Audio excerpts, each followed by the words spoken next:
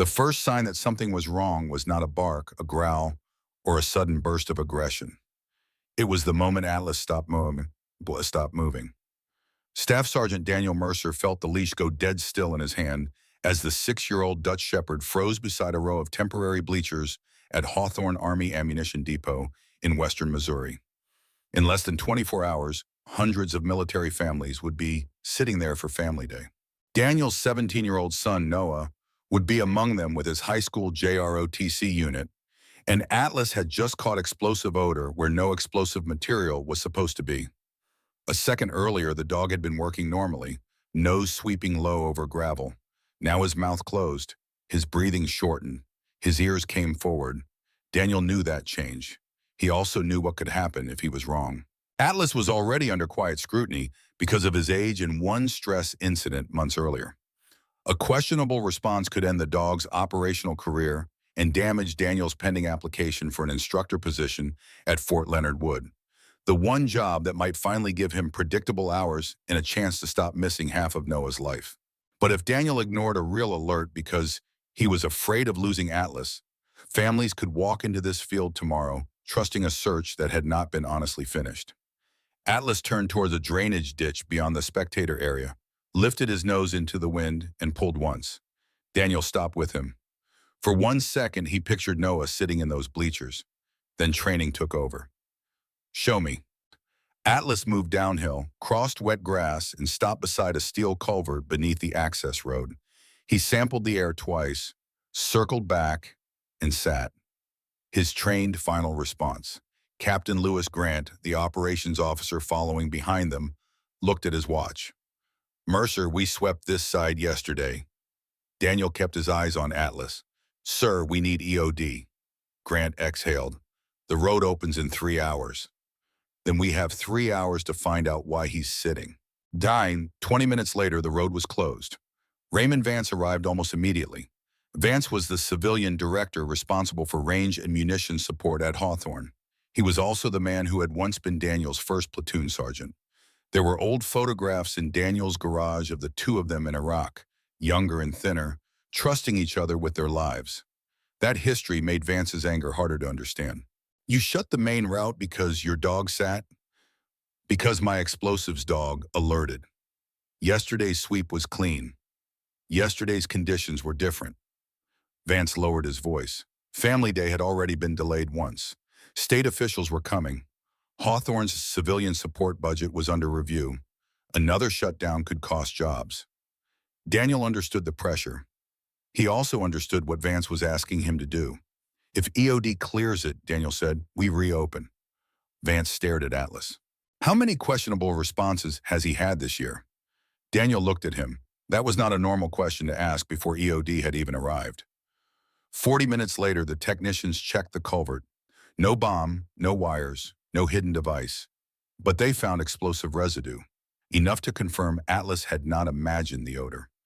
The EOD team found more residue upstream near a storm grate outside Storage Lane 4.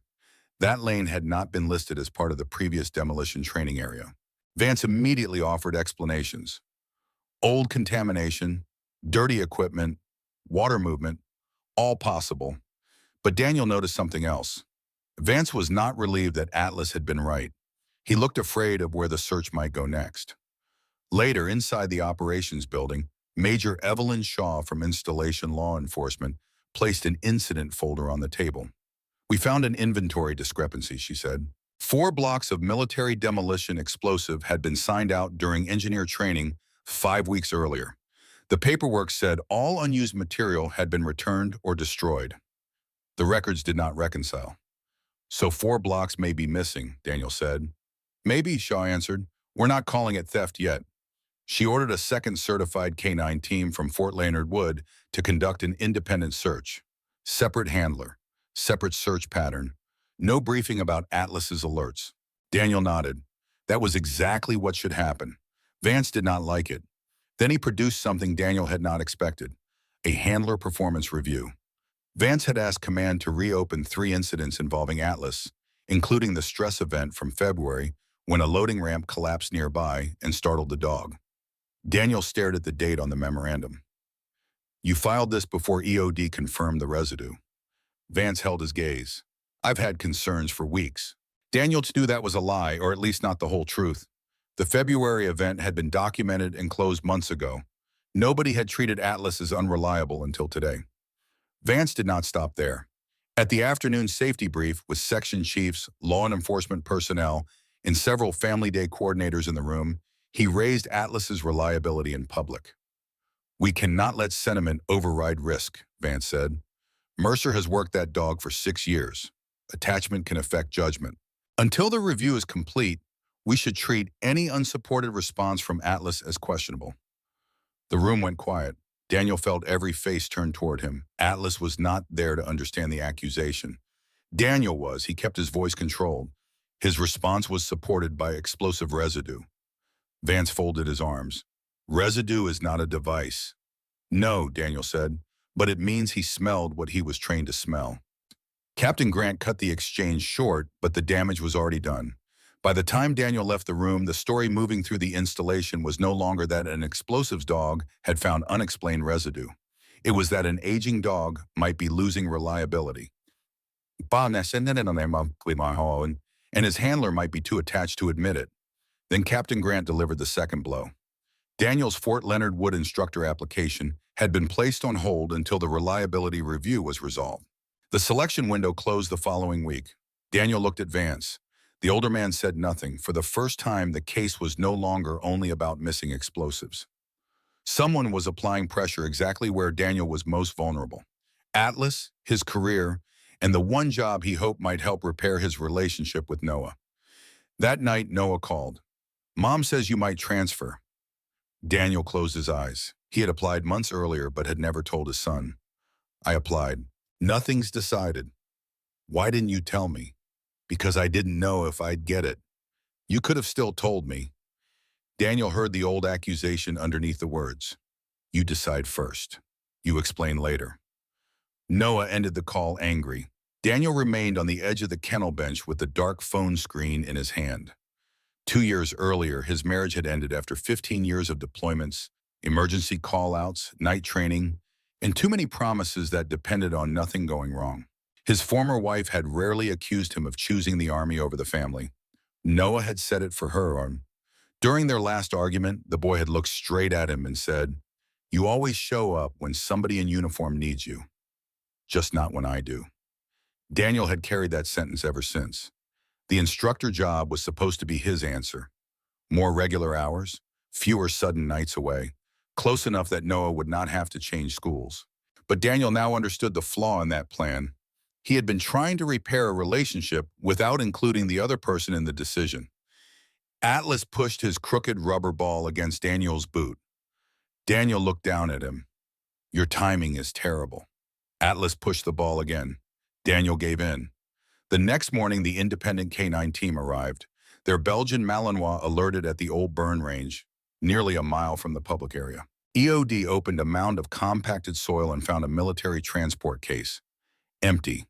But the serial number matched the missing demolition material, and explosive residue inside the case was heavy. Now they knew the 4 blocks had physically left authorized control. They still did not know where the explosive was. The discovery also changed how Daniel saw Vance. For years, Vance had been the man who taught younger soldiers that explosives did not care about rank, embarrassment, budgets, or careers. If something did not reconcile, you stopped and found out why. Yet every new fact now showed Vance doing the opposite, explaining first, delaying second, and only admitting facts after someone else uncovered them. Daniel wanted to believe there was still an innocent explanation. He also knew that wanting an explanation was exactly how handlers made mistakes. You could not ask a dog to confirm the answer you preferred. You had to follow the evidence, even when it moved towards someone you trusted. Family Day opened late on a reduced route. Daniel had been removed from the public explosives demonstration pending Atlas's review, so he worked at the kennel display instead. That was where Noah found him. For a few minutes, father and son managed something close to normal. Daniel let Noah hide a training toy for Atlas. The dog searched a row of boxes, found the correct one, sat, and received his reward. Noah smiled, then the smile disappeared. People are saying Atlas messed up. His first alert was supported by evidence. So he's okay? Daniel hesitated. There's a review. Noah studied him. You're scared they'll retire him. Daniel nearly gave the professional answer. Instead, he told the truth. Yes. Noah sat beside him. Then prove they're wrong. Daniel shook his head. If I try to prove the answer I want, I'm not evaluating him anymore. Atlas dropped the ball against Noah's shoe. Noah picked it up. He's manipulative. Very. For the first time in weeks, they both laughed. Then Major Shaw appeared at the edge of the kennel area. Mercer, I need you. Her expression erased the calm. The empty transport case proved the explosive had been moved, but investigators had found no trace of the 4 blocks at the burn range. They needed another controlled search of the Family Day support area. Daniel looked at Atlas. Not if you're asking me to prove he's right. I'm asking you to search a defined lane, Shaw said. You won't be told what we suspect. Daniel agreed. Atlas began at the maintenance edge of the field. He checked a trailer, then turned into the wind. Instead of pulling toward the trailer, he pivoted sharply toward a row of portable generators behind the engineering display. He passed the first, then the second. At the third generator, his breathing accelerated. Atlas circled once, then sat. Daniel backed him away immediately. Major Shaw. The field began to evacuate. The announcement was deliberately calm, but Daniel could hear the change in the crowd before he saw it. Folding chairs scraped. Parents called for children. Soldiers moved families toward the marked exits, while security personnel sealed the engineering display. Daniel searched the moving crowd and found Noah 30 yards away with his JROTC group. Their eyes met. For 1 second, Daniel wanted to cross the field and take his son out himself. Then a young sergeant at the generator line shouted that the inner lane still had not been cleared. Daniel stayed where he was. He pointed firmly toward the exit. Noah understood. He nodded once, turned, and helped move 2 younger JROTC cadets with him. Daniel watched until all 3 disappeared beyond the barrier. Only then did he look back at Atlas. The dog stood beside him, alert but steady, unaware that a few minutes earlier people had been laughing near the exact machine where he had chosen to sit. For nearly an hour, EOD worked behind the cordon. When Shaw returned, Daniel knew from her face that they had found something. All 4 blocks, she said. Daniel's chest loosened, then tightened again. Configured? No initiator. No detonator. No timer. Daniel frowned. Then why hide explosive in a generator at a family event? That question changed everything. The explosive had not been placed as a functioning bomb. It had been placed to be found. Daniel looked across the empty field and mentally rebuilt the original search route. Generator 3 had been directly on Atlas's planned sweep lane. Not near it. On it. Only a small number of people knew the final K9 route and timing. Whoever put those blocks there expected Atlas to find them before the public arrived, Daniel said. Shaw's expression tightened. Then we need everyone who had access to your sweep map. The investigation shifted from explosives recovery to intent. That afternoon, Daniel was ordered to keep Atlas out of further operational searches while CID pulled access records. He hated waiting, but he understood why. The dog had already supplied evidence. Now humans had to establish who moved what and when. Daniel refused to let Atlas become a machine for confirming whatever theory happened to be popular next. It was the same discipline he had demanded from himself at the culvert. Trust the dog, but never turn trust into superstition. Security records showed that a government vehicle assigned to Vance's section had entered storage lane 4 before dawn, then driven to the old burn range. Vance admitted moving the empty transport case. He said he had discovered the inventory discrepancy days earlier and panicked. He feared a missing explosives investigation would destroy the civilian support contract and cost 23 employees their jobs. Instead of reporting it, he tried to hide the problem while he decided how to fix the paperwork. Then investigators found something worse. Vance had begun raising questions about Atlas's reliability the same day he discovered the discrepancy. Before Atlas ever alerted, Daniel understood what that meant. Vance had been preparing an alternative explanation in case a dog found contamination. If Atlas looked unreliable, Vance could argue that any response near lane 4 was old residue, handler influence, or a declining dog. But that still did not explain who placed the 4 blocks inside Generator 3. The answer came the following morning. Major Shaw called Daniel into her office and laid 3 pages across her desk. The first was Daniel's Family Day K9 sweep map. The generator line was highlighted. The second was a badge access report. One name was circled, Tyler Boone. The third was a security still showing Boone, a maintenance mechanic from Vance's section, crossing the service corridor with a tool bag before dawn. Daniel looked from the image to the route map. He knew where Atlas was supposed to search. And when, Shaw said. Where is he? With CID, he asked to speak again after requesting an attorney. Daniel waited. Boone moved the explosive. The words landed hard. Into the generator? Yes. Boone told investigators that Vance had pressured him to falsify maintenance transfer records after discovering the discrepancy. Boone refused. Vance then reminded him of an old write-up and made it clear who would be easiest to blame if headquarters started asking questions. Boone learned that Vance had hidden the returned explosive inside Lane 4, so Boone took it. He removed the initiators, locked the blocks inside Generator 3, and chose that machine for one reason. Atlas was scheduled to search it before Family Day opened. Boone believed the dog would expose the hidden inventory problem before anyone could bury it or blame him. Daniel stared at the highlighted route. He used Atlas as a reporting system. Shaw nodded. Daniel's anger sharpened. No, he used Atlas as cover because he was too afraid to report Vance himself. Then he saw the cruel symmetry. Boone had trusted Atlas enough to build his plan around the dog's nose. Vance had feared Atlas enough to attack the dog's credibility before the dog ever alerted. And the one thing neither man expected was Atlas telling the truth somewhere else first. The culvert alert had changed the route, delayed the search, and left Generator 3 untouched until families were already on the installation. Boone's plan had depended on everything happening exactly on schedule. When it did not, he panicked. Neither man had intended an attack. That no longer mattered. For Daniel, that was the ugliest lesson in the case. Disaster did not always begin with a villain planning to hurt people. Sometimes it began with one person hiding a mistake, another person deciding the official process could not be trusted, and both convincing themselves they were preventing something worse. By the time their private decisions collided, hundreds of families had been standing inside the consequences. One man hid missing explosive to protect himself and his section. The other moved that explosive into a public event generator because he believed the system would not protect him. Their fear had turned an accounting failure into a real public danger. Daniel asked the question that had been sitting inside him for days. What about Atlas's review? Shaw looked at him carefully. It still happens. Daniel nodded. Good. Even now?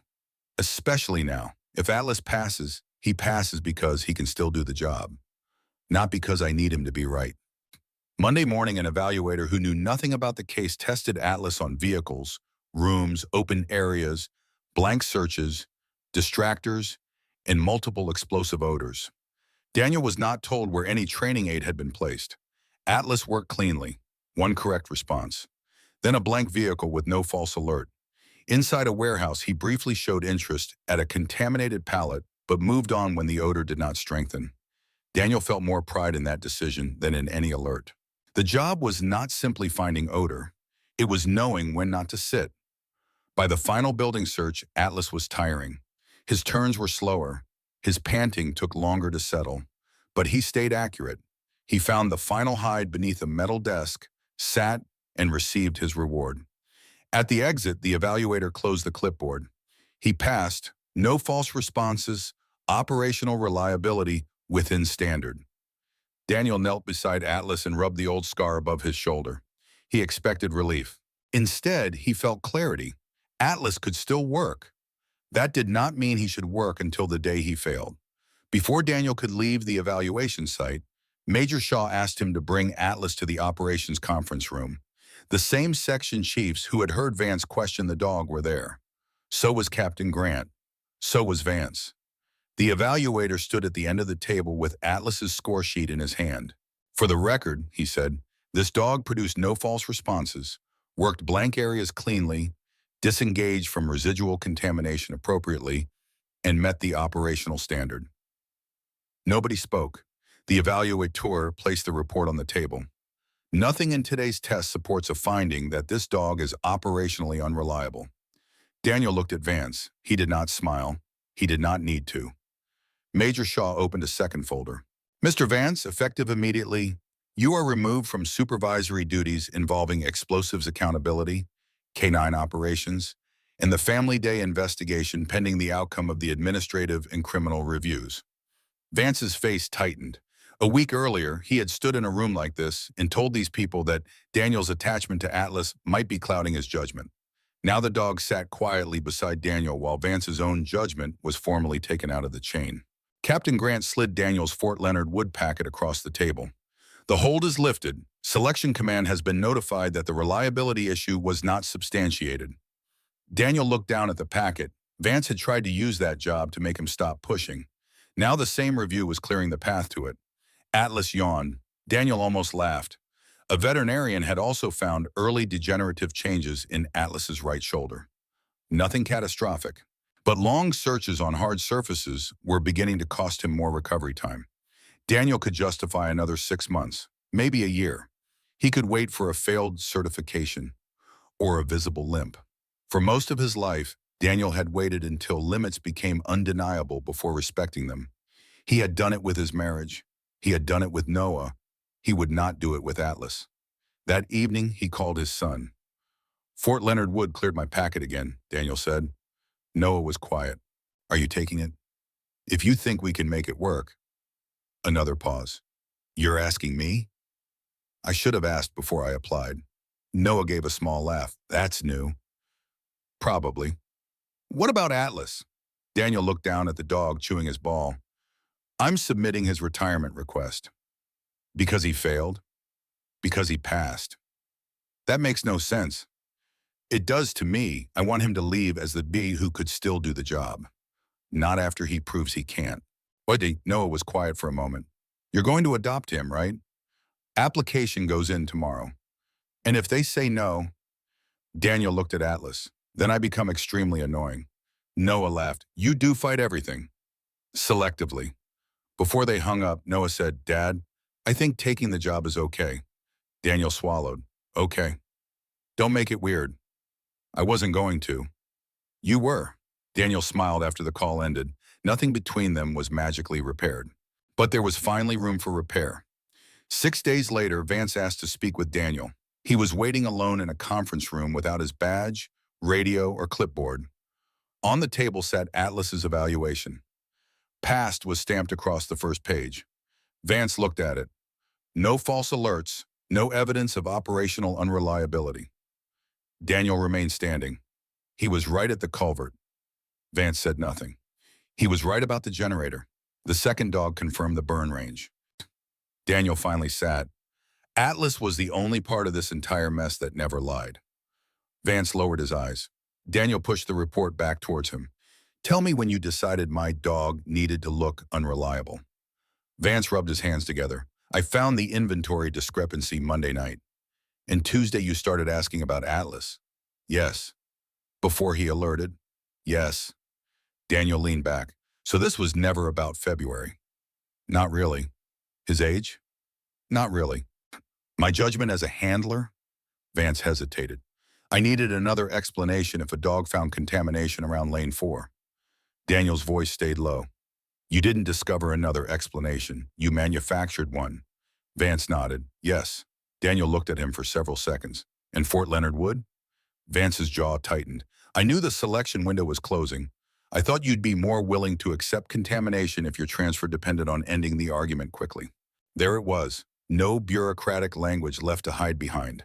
Daniel felt the betrayal more sharply than the anger. You knew why I wanted that job. Yes. You knew what it cost me to keep missing my son. Vance looked away. Yes.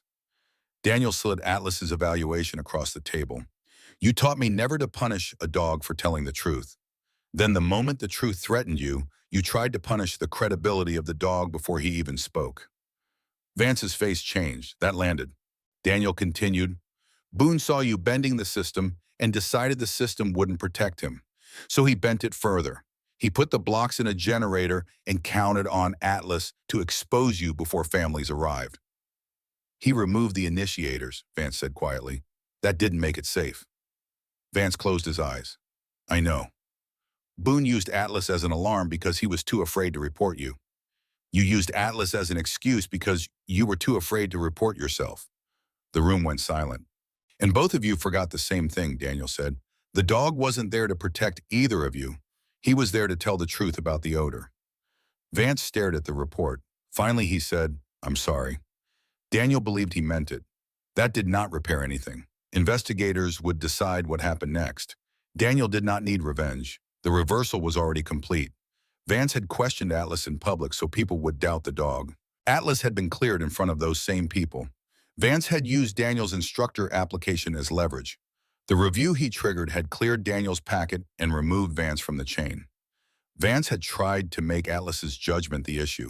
Now Atlas's record was clean, and Vance's judgment was the thing under formal review. Daniel did not have to punish him. Vance had built the mechanism himself. As Daniel reached the door, Vance asked one last question. "What happens to Atlas?" Daniel turned. "He's retiring." Vance looked surprised. "After he passed?" "Because he passed." Daniel rested a hand on the door handle. "He gets to leave while he's still the dog who was right." 2 weeks later, Atlas's retirement was approved. Daniel adopted him soon after. Tyler Boone faced serious consequences for removing controlled explosive material and placing it inside the generator. His cooperation and the fact that he deliberately avoided creating a functioning device were considered, but neither erased what he had done. Vance remained under investigation for concealing the inventory discrepancy, manipulating records and subordinates, and interfering with Atlas's reliability review. He was permanently removed from the supervisory position he had spent years building, and the 23 employees he claimed he was protecting learned that their jobs had been placed at greater risk by the concealment, not by the original inventory error. Hawthorne changed its procedures. Explosive inventory discrepancies now required immediate notification outside the local supervisory chain. Storage access tightened. Public event K9 routes became less predictable. The changes were boring. Daniel appreciated that. Boring procedures were often what kept dramatic disasters from happening. He accepted the Fort Leonard Wood instructor position. For the first time in years, his schedule became something Noah could actually plan around. One Saturday morning, months later, Noah came over before sunrise.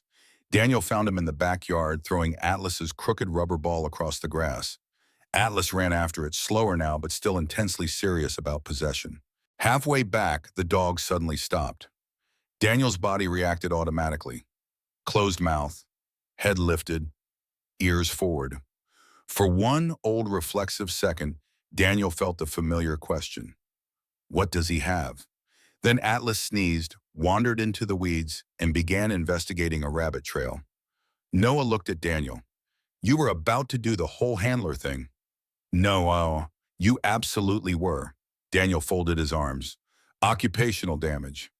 Noah laughed. Atlas returned without the ball. "Where'd he leave it?" Noah asked. Daniel looked across the yard. "I thought you said he likes you better." "Atlas, go get it." The dog stared at Noah. Noah repeated the command, "Atlas, baby." Daniel started laughing. "He's retired. He's ignoring me. He's exercising personal freedom." Noah walked across the yard to retrieve the ball himself. Atlas followed halfway, then turned back and stopped beside Daniel.